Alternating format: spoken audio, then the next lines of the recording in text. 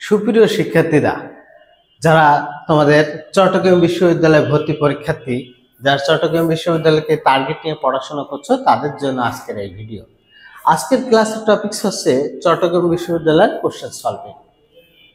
2023-24 শিক্ষাবর্ষে ফিজিক্স যে কোশ্চেনগুলো আসছিল, সেই কোশ্চেনগুলো সলভ আমরা দেখবো।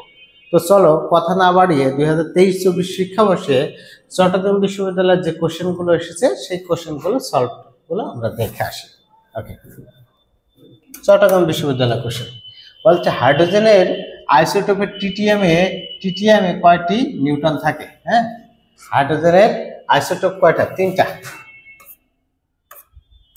একটা হাইড্রোজেন, হ্যাঁ, ওয়ান অনেক বড় করে লিখে ফেলছি, আচ্ছা সরি, একটা হচ্ছে আচ্ছা 1 হাইড্রোজেন, একটা হচ্ছে 2 হাইড্রোজেন, একটা হচ্ছে 3 হাইড্রোজেন। আর হাইড্রোজেনের আইসোটোপ হচ্ছে তিনটা, তাই তো?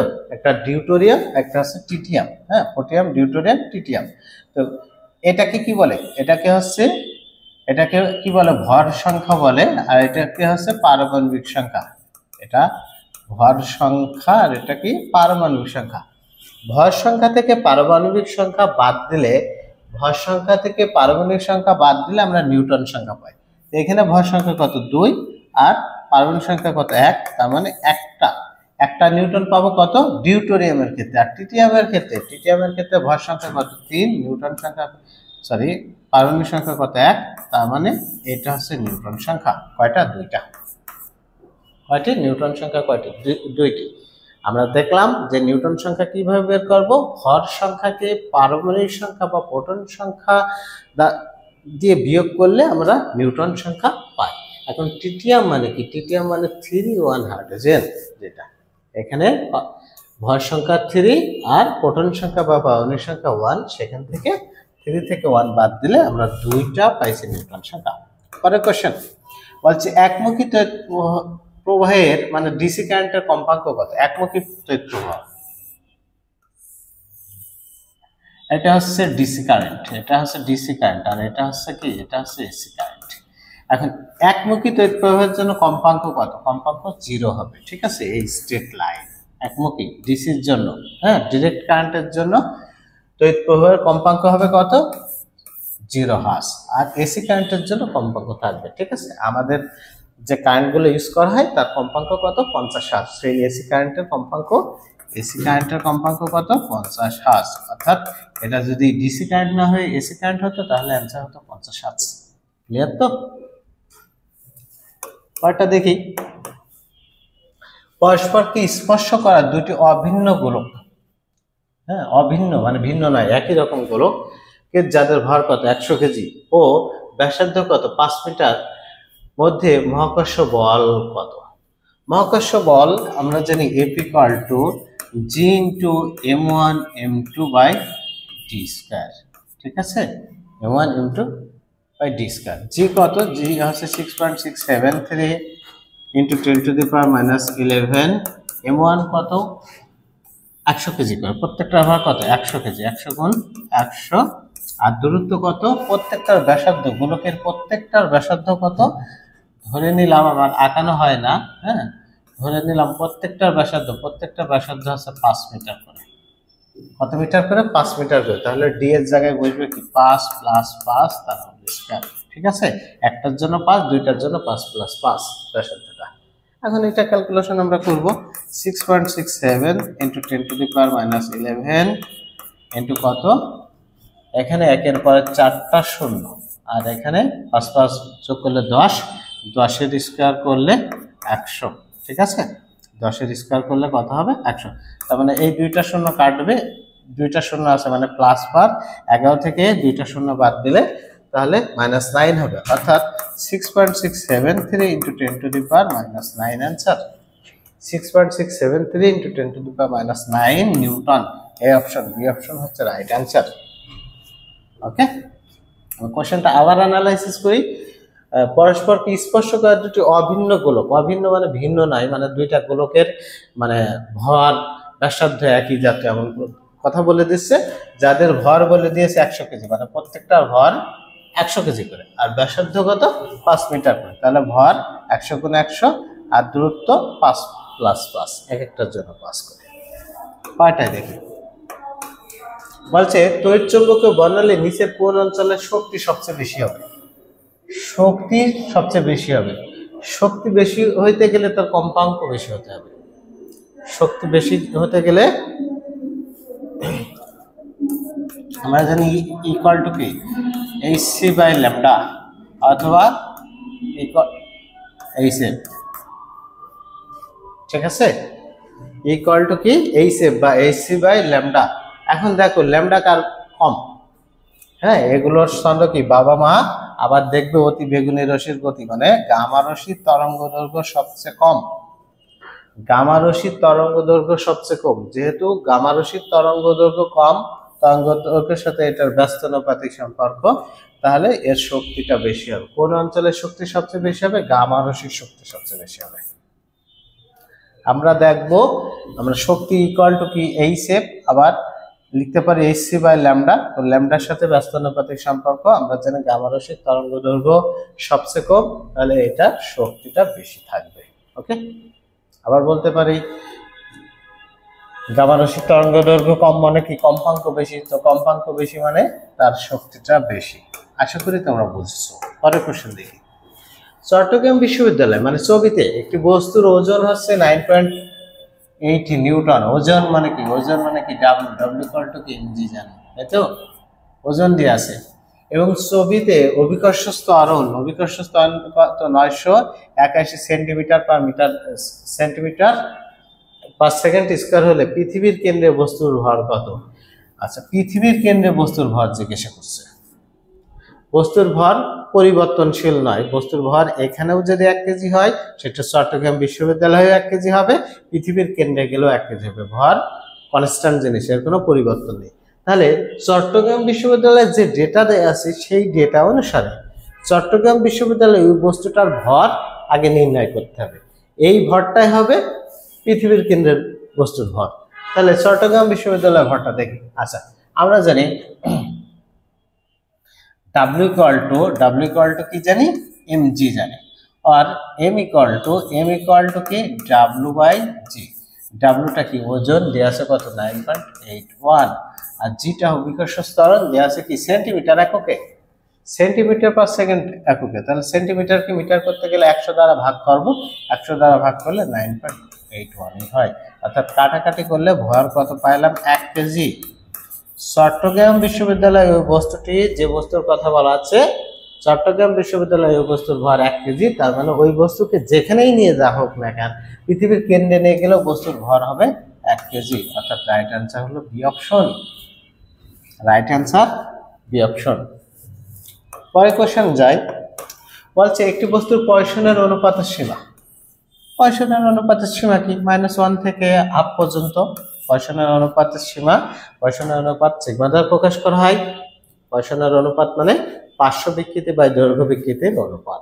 পার্শ্ব বিকৃতিকে দৈর্ঘ্য বিকৃতির অনুপাত দ্বারা ভাগ করলে আমরা পয়সনের অনুপাত পাই। সেই পয়সনের অনুপাতের সীমা হচ্ছে -1 থেকে +1/2 পর্যন্ত। ওকে, পরেরটা দেখি। প্লাঙ্কের ধ্রুবকের মান কত? আমরা জানি প্লাঙ্কের ধ্রুবকের মান 6.63 × 10⁻34 জুল সেকেন্ড। প্লাঙ্কের ধ্রুবকের মান 6.63 × 10⁻34 জুল সেকেন্ড। সেই অপশনটা কোথায় আছে? বি অপশনে। অর্থাৎ আমাদের কাঙ্ক্ষিত কোশ্চেনের অ্যান্সার হলো বি। কাঙ্ক্ষিত কোশ্চেনের অ্যান্সার কোনটা? B option. এবার দেখি পরের কোশ্চেন। বলছে যদি 100 ওয়াটের একটি কম্পিউটার 1 ঘন্টা কাজ করে, তবে কি পরিমাণ শক্তি ব্যয় হবে? 100 ওয়াটে মানে একটা কম্পিউটার, তার ক্ষমতা কত? 100 ওয়াট। কত ঘন্টা কাজ করে? 1 ঘন্টা কাজ করলে তার কি পরিমাণ শক্তি ব্যয় হবে? তাহলে এখানে দেয়া আছে ক্ষমতা দেয়া আছে এবং সময় দেয়া আছে। আমরা জানি শক্তি W equal to PT জানি। শক্তি W equal to PT। P কত? 100 ওয়াট। T কত? 1 ঘন্টা। হ্যাঁ,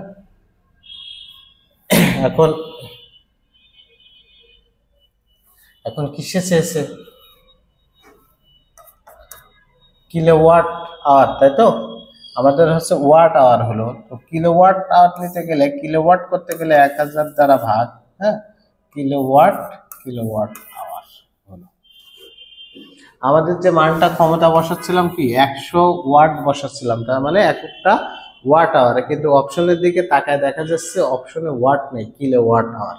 তাহলে 1000 দ্বারা ভাগ, তাহলে 1000 দ্বারা ভাগ মানে 1/10, 1/10 মানে 0.1 কিলোমিটার, সরি কিলোওয়াট আওয়ার, অর্থাৎ রাইট অ্যান্সার হচ্ছে 0.1। ঠিক আছে,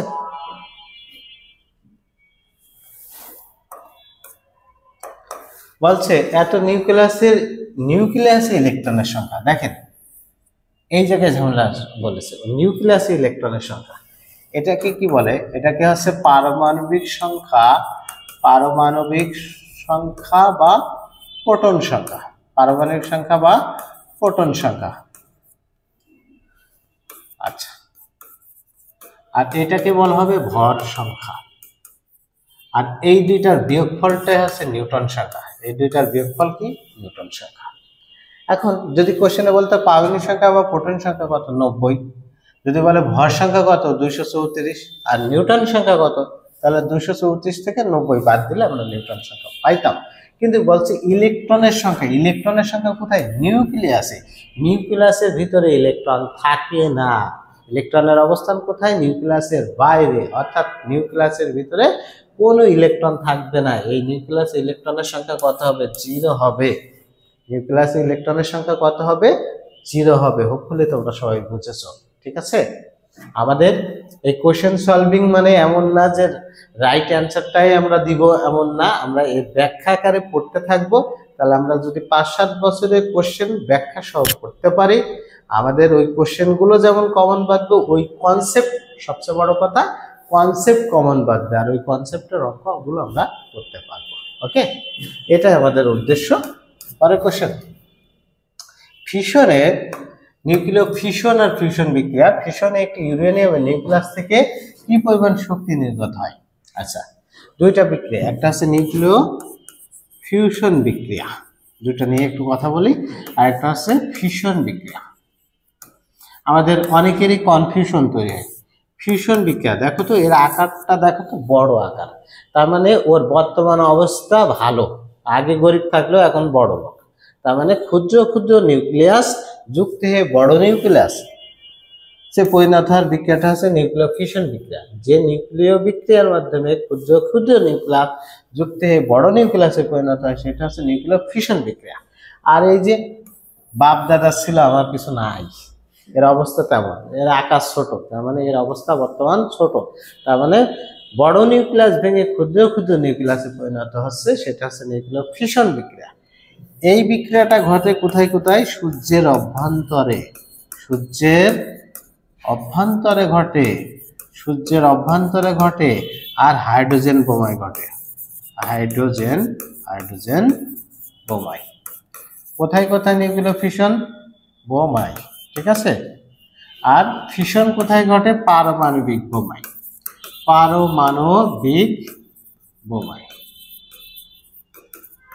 তাহলে নিউক্লিয় ফিশন পড়লাম, এবং কি পরিমাণ শক্তি নির্গত হয়, এখান থেকে দুইটা থেকে 200 মেগা ইলেকট্রোভোল্ট শক্তি নির্গত হয়। কত মেগা ইলেকট্রোভোল্ট, 200 মেগা ইলেকট্রোভোল্ট, অর্থাৎ রাইট অ্যান্সার হচ্ছে সি। নিউক্লিয় ফিশন এবং ফিশন সম্পর্কে এই তথ্যগুলো জানলেই আমাদের ইউনিভার্সিটির যে কোশ্চেনগুলো আছে সেই কোশ্চেনগুলোর আমরা অ্যান্সার করতে পারবো, এর বাইরে কোশ্চেন হয় না। কয়েকটা দেখে বলছে কোনো বস্তুর বেগ আলোর বেগের সমান হলে ভর কত হবে, ভরের জিজ্ঞাসা করছে। তাহলে আমরা আপেক্ষিক তত্ত্ব অনুসারে ভরের ইকুয়েশন পাই m = m0/1 - v/c তার হোল স্কয়ার। এখন বলেছে বস্তুর বেগ আলোর বেগের সমান, বস্তুর বেগটা, এই বেগটা আলোর বেগের সমান, অর্থাৎ v = c যদি বসাই, m = m0,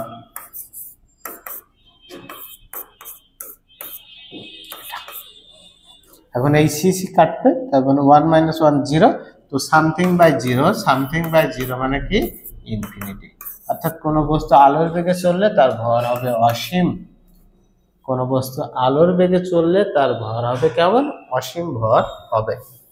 ঠিক আছে। তারপর বলছে গৃহীত তাপ Q1 এবং বর্জিত তাপ Q2 হলে তাপীয় ইঞ্জিনের দক্ষতা কত? আমরা জানি দক্ষতা এটা equal to 1 minus T2 by T1 into 100% হতে পারে 1 minus Q2 by Q1 into 100%, 1 minus Q2 by Q1 into 100%। এখন Q1 হচ্ছে গৃহীত তাপ, Q1 গৃহীত তাপ আর Q2টা কি বর্জিত তাপ। এখন দেখো কার সাথে মেলে, তাহলে রাইট অ্যান্সার কি হবে 1 মাইনাস Q2 বাই Q1, এই অপশনে উত্তর আছে, এই অপশনে রাইট অ্যান্সার।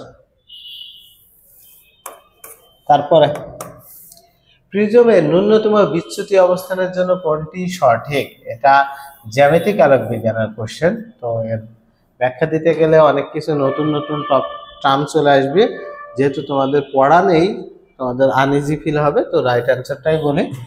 আচ্ছা, প্রিজমের ন্যূনতম বিচ্যুতি অবস্থানের জন্য শর্ত হচ্ছে আপাতন কোণ এবং নির্গমন কোণ সমান হতে হবে। আপাতন কোণ এবং নির্গমন কোণটা সমান হতে হবে, হলেই ন্যূনতম বিচ্যুতি কোণ ঘটতে পারে। পরে অর্ধপরিবাহী ডায়োডকে কি বলা হয়? অর্ধপরিবাহী ডায়োডকে কি বলা হয়? আচ্ছা, একটা পি টাইপ আর একটা এন টাইপের সমন্বয়ে পিএন জাংশন তৈরি হয়। ইলেকট্রনিক্স জগতের সবচেয়ে ক্ষুদ্র ডিভাইস, মানে ওই ডিভাইসের ভিতর একটা জাংশন থাকে শুধু হচ্ছে ডায়োডের ক্ষেত্রে, কারণ একটা ডায়োডে একটা পি টাইপ আর একটা এন টাইপ মিলে একটা জাংশন তৈরি করে। ডায়োডের প্রধান কাজ হচ্ছে রেকটিফায়ার হিসেবে কাজ করে। ডায়োডের প্রধান কাজ কি? রেকটিফায়ার হিসেবে কাজ করে, মানে রেকটিফিকেশন করে, এসি কারেন্টকে ডিসি কারেন্টে পরিণত করে, ওটাই হচ্ছে ডায়োডের প্রধান কাজ। তাহলে অর্ধপরিবাহী ডায়োডকে কি বলা হয়? রেকটিফায়ার বলা হয়। কোশ্চেনটা হওয়ার দরকার ছিল এমন, অর্ধপরিবাহী ডায়োড কি কাজে ব্যবহার করা হয়? রেকটিফায়ার হিসেবে ব্যবহার করা হয়। তো যাই হোক, অ্যান্সার হবে রেকটিফায়ার। তাহলে ট্রানজিস্টর কি আছে? ট্রানজিস্টরের প্রধান কাজ কি? ট্রানজিস্টরের প্রধান কাজ হচ্ছে অ্যাম্পলিফায়ার হিসেবে কাজ করে। ট্রানজিস্টরের প্রধান কাজ অ্যাম্পলিফায়ার আর ডায়োডের প্রধান কাজ রেকটিফায়ার। কয়টা দেখি, এফ ইকুয়াল টু এত, আর ইকুয়াল টু এত হলে এফ ডট আর এর মান কত? এফ ডট আর এর মান মানে ডট গুণ করতে বলছে, আমরা ডট গুণ করি। ডট গুণ কার সাথে কার হয়? আমরা সবাই জানি সমগোত্র শ্রেণীর ডট গুণ হয়, অর্থাৎ আয়ের সাথে আই গুণ হয়, জে এর সাথে জে, এর সাথে কে। তাহলে আয়ের সাথে আই গুণ করি, এখানে আয়ের শক 8, এখানে আয়ের শক কত? 6, তাহলে 6 48। এখানে যে শক আছে, এখানে যে শক নাই, মানে 0, এখানে কে শক আছে, এখানে নাই, তার মানে রাইট অ্যান্সার হচ্ছে 48। একবার চোখের দেখে অ্যান্সার করা যায় এমন, ঠিক আছে। ভার্সিটিতে যেমন কঠিন কোশ্চেন থাকে তেমন সহজ কোশ্চেনও থাকে। তো আমাদের চান্স পাওয়ার পূর্ব শর্ত হচ্ছে কমন বা গতানুগতিক কোশ্চেনগুলো যদি আমরা ঠিকঠাক মতো পারি, এই কোশ্চেনগুলো যদি ভুল না করি, তাহলে আমাদের চান্স পাওয়ার জন্য এগিয়ে যাব। আর কমন বা গতানুগতিক কোশ্চেন যদি আমরা মিস্টেক করি, তাহলে আমাদের চান্স পাওয়াটা বেশ টাফ হয়ে যাবে, কারণ যেটা কঠিন কোশ্চেন সেটা সবার জন্যই কঠিন। পরের কোশ্চেন বলছে কোয়ান্টাম তত্ত্ব কোন বিজ্ঞানী আবিষ্কার করেন? কোয়ান্টাম তত্ত্ব হচ্ছে ম্যাক্স প্ল্যাঙ্কের কোয়ান্টাম তত্ত্ব। কোয়ান্টাম তত্ত্ব কি আবিষ্কার করেন? Max Planck. কণিকা তত্ত্ব আবিষ্কার, 4টা তত্ত্ব আছে। কণিকা তত্ত্ব আবিষ্কার করেন কে? নিউটন। কণিকা তত্ত্ব আবিষ্কার করেন হচ্ছে নিউটন। আচ্ছা, তরঙ্গ তত্ত্ব হাইগেন, ঠিক আছে, হাইগেনের তরঙ্গ তত্ত্ব, হাইগেনের তরঙ্গ তত্ত্ব, ম্যাক্স প্ল্যাঙ্কের কোয়ান্টাম তত্ত্ব, ঠিক আছে। আচ্ছা, তাহলে আলবার্ট আইনস্টাইন কি করে? আলবার্ট আইনস্টাইন হচ্ছে আপেক্ষিক তত্ত্ব আবিষ্কার করে।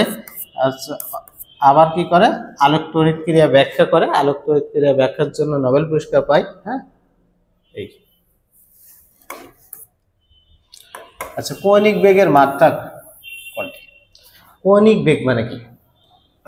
খুব অল্প সময়ের জন্য কৌণিক বরাবর প্রতি একক সময়ে যে দূরত্ব অতিক্রম করে তাকে কৌণিক বেগ বলে, তাই তো? কৌণিক বেগ বলে। আচ্ছা, কৌণিক বেগের একক কি? কৌণিক বেগের একক হচ্ছে রেডিয়ান পার সেকেন্ড। কৌণিক বেগের একক কি? Radian per second. তো এখান থেকে মাত্রা বের করলে হয় এই যে এটা, এই যে টি, এই যে সেকেন্ডের মাত্রা মানে কি? পার টি, আর এটা নিয়ে তো কোনো কথা নাই।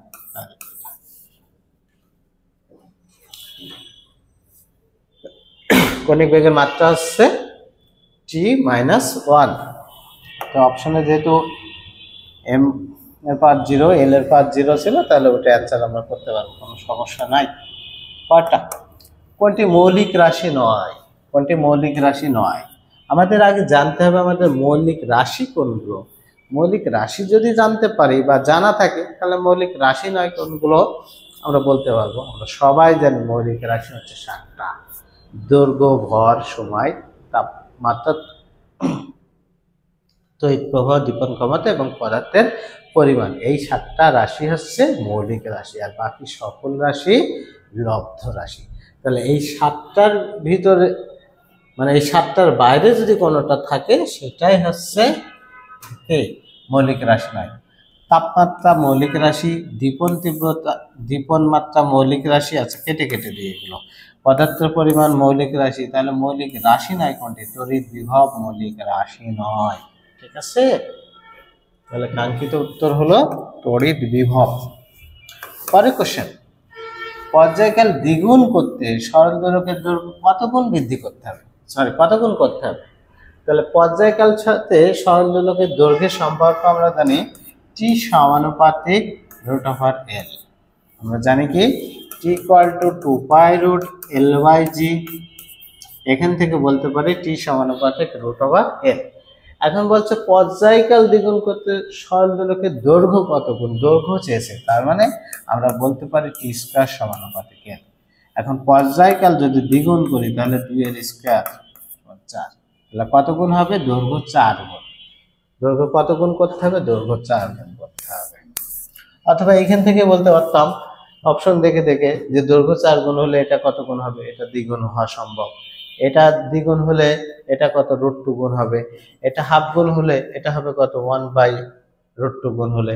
এটা 1/4 গুণ হলে ওটা হওয়ার কথা ছিল কি? 1/√2, সেটা তো নাই। ঠিক আছে, তাহলে পর্যায়কাল দ্বিগুণ হবে যে শর্তের জন্য, সেটা রাইট অ্যান্সার। আমরা যে কোনো ভাবেই কোশ্চেনে সলভ করতে পারবো। বলছে একটি স্থির তরঙ্গের পাশাপাশি দুইটি সুস্পন্দ বিন্দুর দূরত্ব কত? একটি স্থির তরঙ্গের পাশাপাশি দুইটি সুস্পন্দ বিন্দু। একটা স্থির তরঙ্গ আঁকলাম, চাইনা মানে আঁকাটাকা ভালো হয় না। আচ্ছা, এটা যদি ধরি, তাহলে এটাকে বলা হবে নিষ্পন্দ বিন্দু। এটা নিষ্পন্দ বিন্দু, এটা হচ্ছে সুস্পন্দ বিন্দু, এটাও সুস্পন্দ বিন্দু, এটাও সুস্পন্দ বিন্দু। এটা কি? নিষ্পন্দ। যদি বলে পরপর দুটি নিষ্পন্দ বিন্দু, আচ্ছা, এখান থেকে এটুক কি একটা কমপ্লিট সাইকেল তৈরি হলো, এখান থেকে এটুক কি একটা কমপ্লিট সাইকেল তৈরি হলো। তার মানে এখান থেকে এটুকের দূরত্ব কত? ল্যামডা। এখান থেকে এটুকের দূরত্ব কত? ল্যামডা। এখান থেকে এটুকের দূরত্ব কত হবে? আলাদা পেন ব্যবহার করি, তাহলে সুবিধা হবে। এখান থেকে এটুক দূরত্ব ল্যামডা হলে এটা কত? ল্যামডা/4। আর এখান থেকে এটুকের দূরত্ব হবে ল্যামডা, সরি মিসিং করলাম, এটার দূরত্ব হচ্ছে ল্যামডা, এখান থেকে এটুকের দূরত্ব হচ্ছে ল্যামডা/2, এটার দূরত্ব ল্যামডা/2। আর এখান থেকে এইটুক বা এখান থেকে এইটুকের দূরত্ব হচ্ছে ল্যামডা/4। এখন যদি বলে একটা সুস্পন্দ একটা নিষ্পন্দ বিন্দু, বা একটা নিষ্পন্দ একটা সুস্পন্দ বিন্দুর মধ্যবর্তী দূরত্ব কত? ল্যামডা/4। বিভিন্ন ভাবে আসতে পারে কোশ্চেনটা। একটা নিষ্পন্দ ও একটা সুস্পন্দ বিন্দুর মধ্যবর্তী দূরত্ব কত? ল্যামডা/4। হ্যাঁ, যদি বলে পরপর দুটি নিষ্পন্দ বিন্দুর দূরত্ব, এই যে পরপর দুটি নিষ্পন্দ বিন্দুর দূরত্ব কত হবে? পরপর দুটি সুস্পন্দ বিন্দুর দূরত্ব ল্যামডা/2।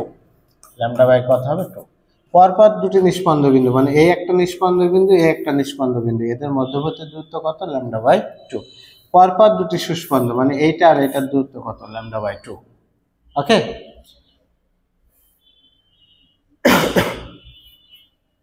যদি বলে বিপরীত দশায় তরঙ্গ দৈর্ঘ্য কত? এই যে বিপরীত দশায়, এই যে এটা আছে পজিটিভের ম্যাক্সিমাম, এটা আছে নেগেটিভের ম্যাক্সিমাম, তার মানে বিপরীত দশায় তরঙ্গ দৈর্ঘ্য কত হবে? ল্যামডা/2।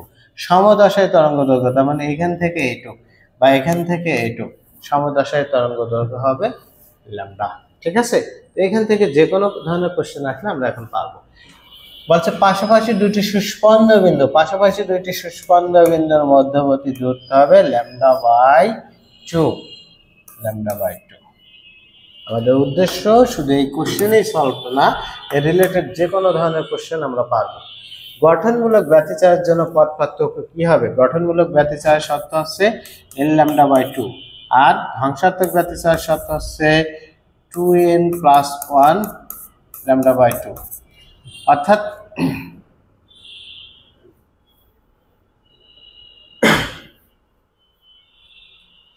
অর্থাৎ কি গঠনমূলক ব্যতিচারের জন্য n λ/2 এর জোড় গুণিতক হতে হবে, আর আচ্ছা ধ্বংসাত্মক ব্যতিচারের জন্য 2n + 1 মানে λ/2 এর বিজোড় গুণিতক হতে হবে। তো রাইট অ্যান্সার হচ্ছে n λ/2। তো এখানে অ্যান্সারটা ঠিকঠাক মতো নাই, হ্যাঁ, একটু ঝামেলাপূর্ণ আছে, এখানে হবে n λ/2। একটু বই থেকেও দেখে নিও। কয়টা বলছে হুইটস্টোন ব্রিজের সাথে কি পরিমাপ করা যায়? হুইটস্টোন ব্রিজের সাহায্যে রোধ পরিমাপ করা যায়। ওকে, কয়টা? ইলেকট্রোভোল্ট কিসের একক? ইলেকট্রোভোল্ট কাজের একক, হ্যাঁ, কাজ বা শক্তির একক ইলেকট্রোভোল্ট। কাজ বা শক্তির একক ইলেকট্রোভোল্ট। কাজ বা শক্তির এসআই একক কি? জুল। এছাড়া ইলেকট্রোভোল্ট নামে একটা একক আছে, ইলেকট্রোভোল্ট ইভি। ওকে, চার্জের একক কি? চার্জের একক কুলম্ব। প্রাবল্য, তড়িৎ প্রাবল্য ইকুয়াল টু কি? F/Q, তার মানে নিউটন পার কুলম্ব। আর প্রবাহের একক আমরা জানি অ্যাম্পিয়ার। ঠিক আছে, পরের কোশ্চেনটা দেখি। নিচের কোনটি অ্যাম্পিয়ারের সূত্র? অ্যাম্পিয়ারের সূত্র হতে গেলে আছে ইন্টিগ্রাল অফ, হ্যাঁ, এটা integral of B vector plus DL, এটা I1 না, কিন্তু DL equal to mu not I, এটাই হচ্ছে অ্যাম্পিয়ারের সূত্র। আমাদের মুখস্থ করতে হবে ইন্টিগ্রেশন অফ, এটা বদ্ধতে হয় তাই ইন্টিগ্রেশনের জন্য বদ্ধ চিহ্ন বিডিএল ভেক্টর, ঠিক আছে, equal to mu not I. Mu not কি? চুম্বক অনুপ্রবেশ্যতা, যার মান কত? 4π × 10⁻⁷। মিউ নটের মান কত? 4π × 10⁻⁷। ওকে, তাহলে রাইট অ্যান্সার আছে। পরের কোশ্চেন, লাস্ট কোশ্চেন। একটি রাইফেলের গুলির বেগ যদি দ্বিগুণ করা হয় তাহলে এর গতিশক্তি কত গুণ হবে? আচ্ছা, গতিশক্তি ইকুয়াল টু কি? হাফ mv² লিখতে পারি। কারণ গুলির বেগ যদি দ্বিগুণ হয়, এখান থেকে গতিশক্তির সাথে বেগের সম্পর্ক কি? বর্গের সমানুপাতিক। গতিশক্তির সাথে বেগের সম্পর্ক হচ্ছে বেগের বর্গের সমানুপাতিক গতিশক্তি। এখন বলছে গুলির বেগ দ্বিগুণ করা হয়। গুলির বেগ যদি দ্বিগুণ করা হয় তাহলে 2 এর স্কয়ার করলে কত গুণ হবে? গতিশক্তি হবে 4 গুণ। গতিশক্তি কত গুণ হবে? 4 গুণ হবে। ঠিক আছে, গতিশক্তিটা 4 গুণ হবে। আচ্ছা, এর মাধ্যমে আমাদের আজকে সলভিং ক্লাসটা শেষ হলো। চট্টগ্রাম বিশ্ববিদ্যালয় আমরা 23-24 সেশনের ফিজিক্সের কোশ্চেনটা সলভ দিলাম। তো আমরা নিয়মিতভাবে চট্টগ্রাম বিশ্ববিদ্যালয় সহ বিভিন্ন বিশ্ববিদ্যালয় কোশ্চেন সলভিং এর ভিডিও দিতে থাকবো।